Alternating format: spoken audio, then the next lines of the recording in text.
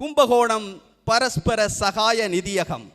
121 ஆண்டுகளை நோக்கி வெற்றி நடை போட்டுக் கொண்டிருக்கிற கும்பகோணம் பரஸ்பர சகாய நிதியகம், CUB,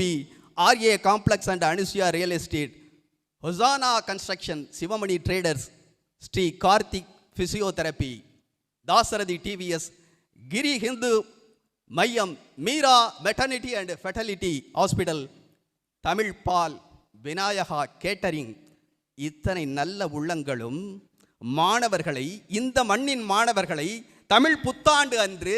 தமிழ் பேச்சாளர்களாக இந்த உலகத்திற்கு அறிமுகம் செய்ய போகிறோம் என்றவுடன்